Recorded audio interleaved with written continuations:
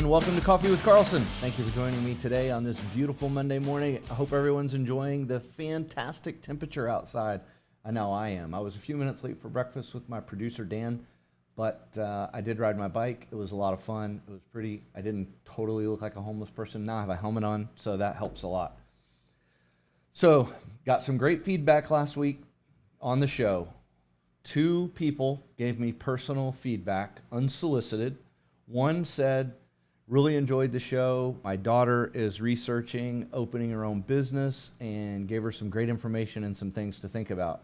Then I went and met my cousin from Arizona. I told you we have viewers all over the world. My cousin from Arizona watches. He's a firefighter out there.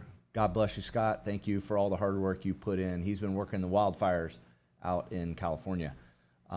But he said, hey, your show last week was super boring. I turned it off. I really want more fun stuff. So I think I told you we're going to be dividing up some of the fun stuff and some of the boring stuff. Dan and I think we're getting close to having some fun topics to talk about in a different show. We're going to stream sometime in the evening, and it'll be just our banter, and we'll have a good time with that. We'll try to mix some of that in here like we do occasionally, but again, I'm going to try and focus on some business topics that hopefully my clients, people around town might be very interested in. Today, if you thought last week was boring, Scott, today is going to be super boring. But hopefully a little bit informative and not as boring as everyone else. One quick shout out, I'll try and mention this always, but mail-in ballots have gone out. I've seen 3 of them, mine, my daughter's, my mom got one today. Please, if you get one of those, fill it out, mail it back, or drop it off at the Supervisor of Elections office here in Highlands County as soon as possible. It's very important to vote. It's our constitutional duty. We want to make sure that we have our voices heard. So make sure you get your ballot in the mail. If you get 2, for some reason, doesn't happen in Highlands County, but if you do, just take the second one down to the supervisor's office and say, hey, I got a duplicate. I haven't heard of that happening around here, but apparently there are some reports of that happening other places around the country. So what I wanted to talk about on this show are things that are relevant that are coming up during the week that happen to my customers. One thing maybe soon we'll talk about again a little bit more in detail is the payroll protection loan forgiveness. Maybe we'll do that next week, and I might record that ahead of time so it's not live to try and give you a little bit more information on filling out those applications, and every bank has a different format. We talked about that in broad strokes last week.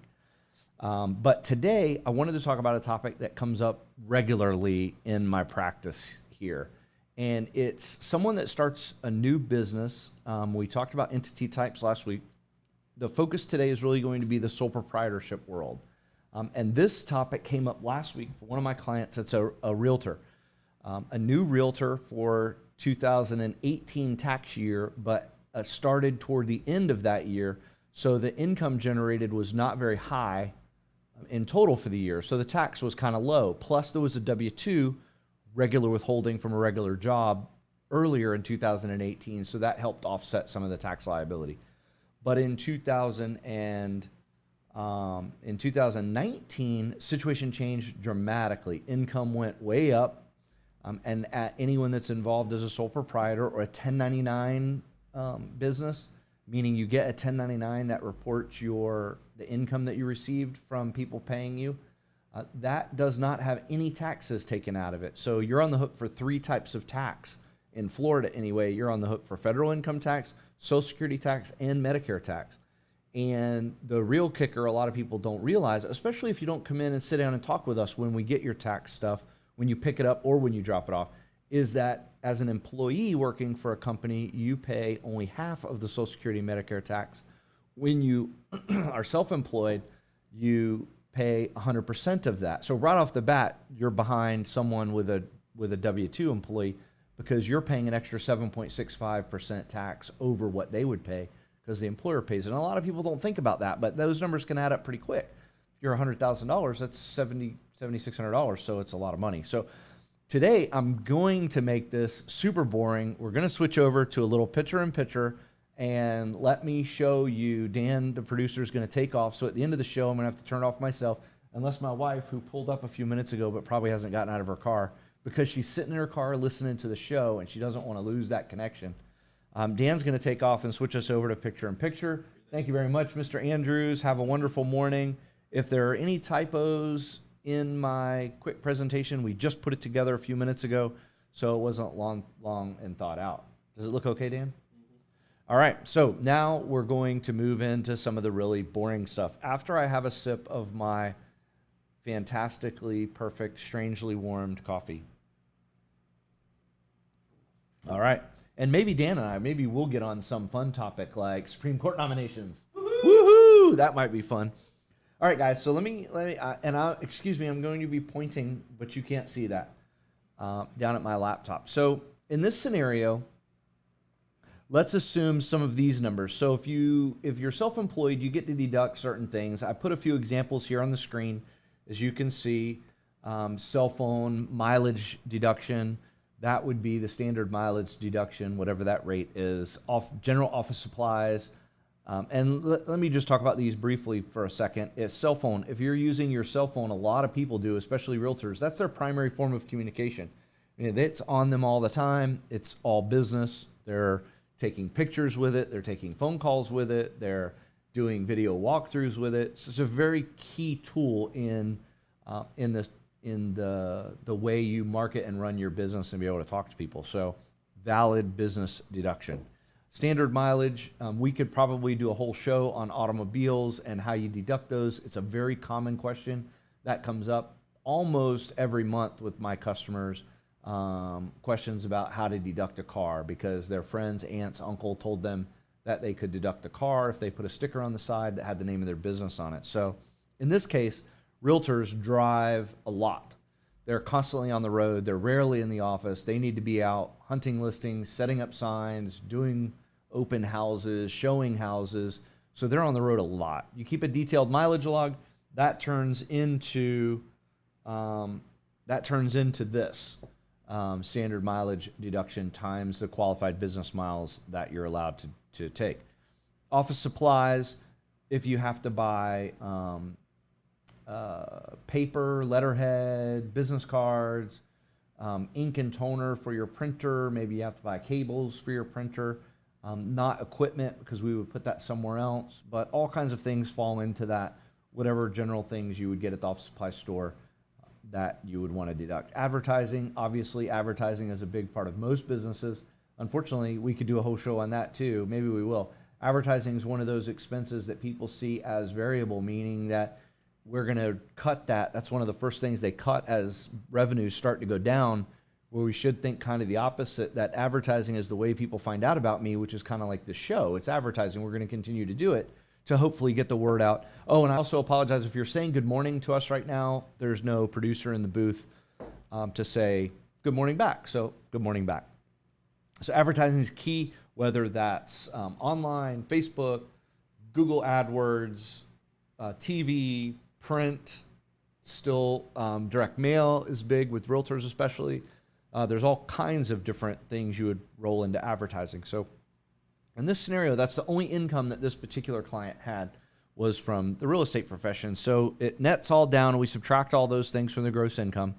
And her taxable income for the year was $36,284. Now, generally what I tell people, especially new people switching from a W-2 as an employee to an independent contractor, is that especially in the real estate business, because there's a lot of ups and downs. There's no guarantees as to what you're going to be making or what you're going to earn from week to week. You could have a really good month and sell lots of houses. You could have a really bad month and not sell a lot of houses. So the cyclical nature of those sales and the income coming in, what I generally tell you as a rule of thumb to be safe and make sure that your taxes are getting paid until you start growing very fast, is to, when you get a check at the end of the week or the month for your closings for that previous period, set aside 25% of that to pay your income tax. Just carve it right off the top, just like you would if it was a paycheck and it gets withheld right out of your check every week.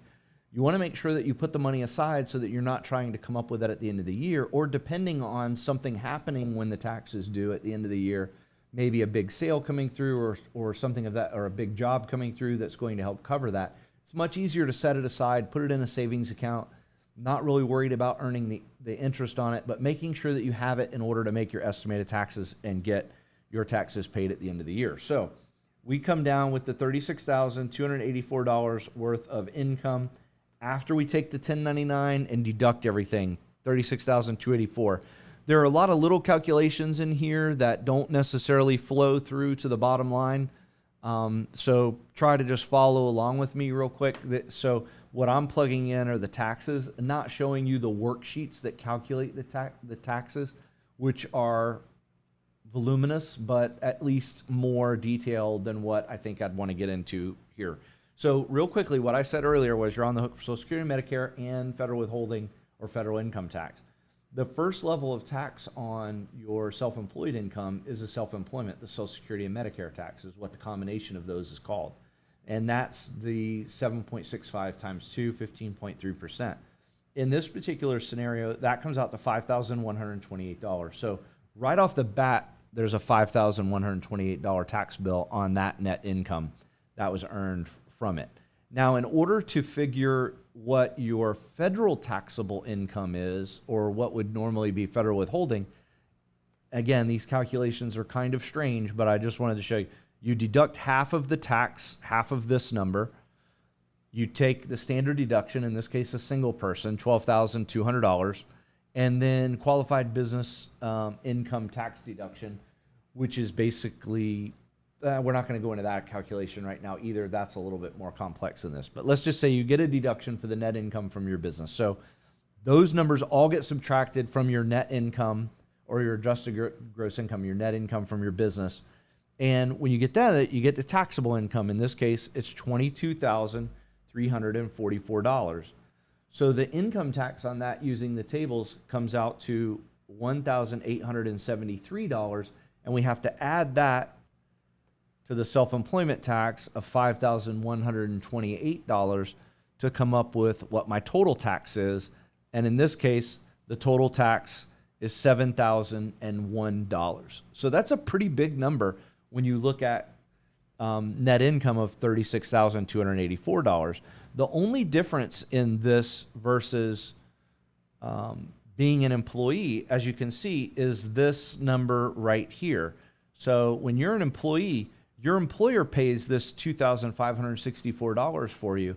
So if you're an employee and you didn't realize that, you should thank them, because all the people that are self-employed have to pay that on their own. Or if you own a corporation and you're on payroll, then effectively you're paying it yourself, but it's also, it's coming out of your pocket, but it's coming from the employer because it's kind of an arm's length. So we're looking at that a little bit separately. So I said earlier, I try to use an average of this 25% to set aside. In this particular instance, this person's total tax divided by their total income is 17%, not adjusted gross income, but their total income before deductions is about 17%. So 25% is not too far off, but it gives you a good estimate. If their adjusted gross income was up by another, well, let's just play with the numbers real quick. If this number was, well, that one changed the percentage, so.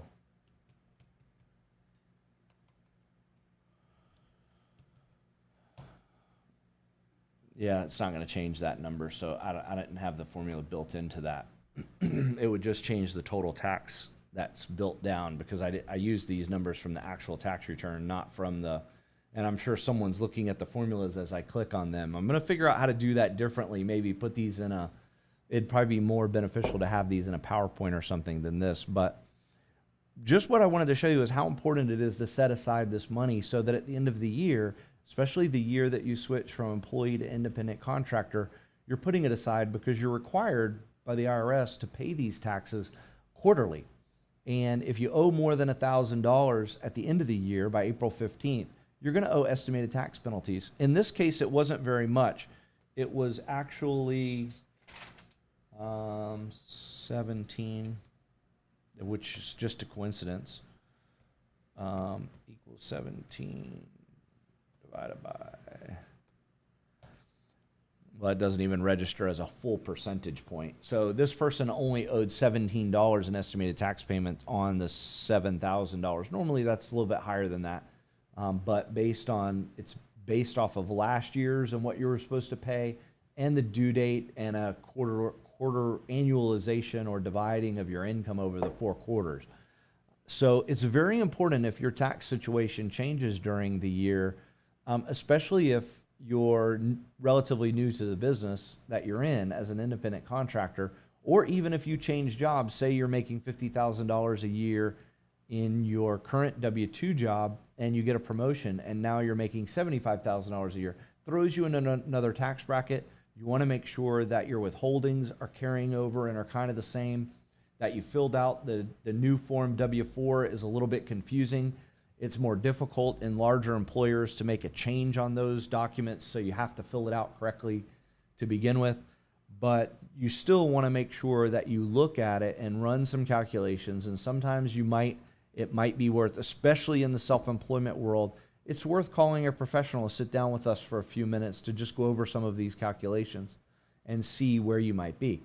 Generally, though, 25% is going to throw you into a pretty safe realm, because it'll take you up into next tax brackets and keep you rolling. This person, for instance, is in the 12% tax bracket all the way up to $40,000. So this number right here, this 22,344, they get taxed another almost $18,000 they can make at 12%. But once you go over that, then you're going to be in a of, so from 9,000 all the way to 40,000 is at 12%. But once you get over 40, it goes up by 10 more percent. That's a pretty big jump. So you want to keep an eye on that. Make sure that you are looking at it. Look at how your income is flowing. Set aside that 25%. Pay it quarterly if you can. Those are due April, June, September, and January.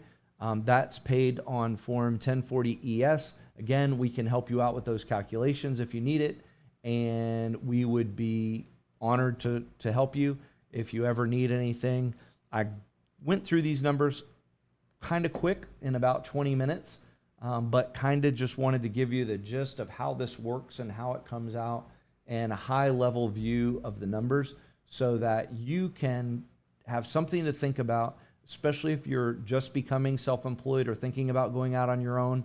Some of the things to think about, some of the questions to ask with your tax preparer or your attorney, and maybe with your friends, but certainly always go to a professional. If you need to talk with me, you can schedule an appointment with me right on my website at www.carlsonaccounting.com.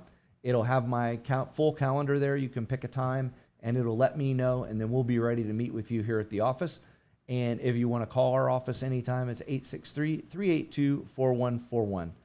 And I guess I'm going to end it now. And if you have any suggestions on future topics, send me a DM. Let me know what you think. Put something in the comments below this message, this show, and I will certainly plan out for that in the future. And look for us on YouTube. I'll also put another link in the comments below so that you can see when we post this up on YouTube. Thank you very much again for joining me. My name is Jeff Carlson. This has been Coffee with Carlson.